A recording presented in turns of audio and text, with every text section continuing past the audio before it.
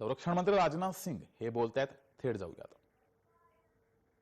In the reason vision की जो परिकल्पना की थी उसके मूल में हमारे यही कर्तव्य भाव थे जिनका निर्वहन आप सभी लोग भली भांति कर रहे हैं.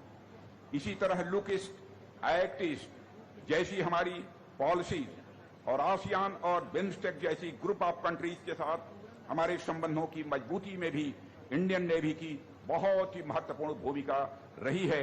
इसके लिए अपनी इंडियन नेवी को अपनी तरफ से हार्दिक बधाई देता हूं. अभी कुछ ही समय पहले मैंने यूएस के इंडो पैकाम के हेडक्वार्टर्स हवाई की विजिट की थी. इंडो पैकाम ने भारत के साथ काम करने की इच्छा व्यक्त की है और यह इंडियन आर्म फोर्सेस की और खासकर इंडियन नेवी की कॉम्पिटेंस और इंडियन नेवी में किए जा रहे एक्सलेंट वर्क्स का यह प्रमाण है.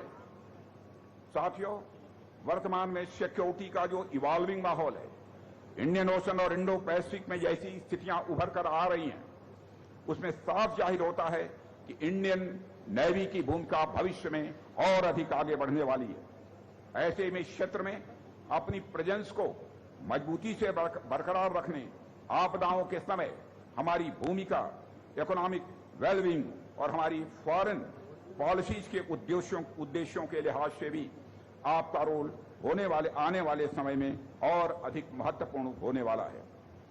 हमें इनको ध्यान में रखते हुए अपनी नीतियां और योजनाएं भी यह बनाने की जरूरत है. साथियों, मॉडर्न मिलिट्री हिस्ट्री का सर्वे करें तो एक बात पूरी तरह से साफ हो जाती है कि यदि कोई भी देश मेनलैंड से दूर अपने इकोनॉमिक या स्ट्रेटेजिक इंटरेस्ट को प्रोटेक्ट करना चाहता है तो उसे मेनलैंड से काफी दूर तक के क्षेत्रों में मिलिट्री पावर प्रोजेक्ट करना यह आवश्यक हो जाता है. दुनिया के डिस्टेंट रीजन्स में अगर हम अपने नेशनल इंटरेस्ट की रक्षा के लिए अपनी मिलिट्री पावर को एप्रोप्रिएटली प्रोजेक्ट करना चाहते हैं तो नेवल शिप शायद इसके लिए बेहतरीन माध्यमों में से एक है. इसलिए अगर कोई भी देश रीजनल या ग्लोबल पावर एस्पिरेशंस रखता है तो उसके लिए एक स्ट्रांग नेवल फोर्स का डेवलपमेंट यह अति आवश्यक हो जाता है.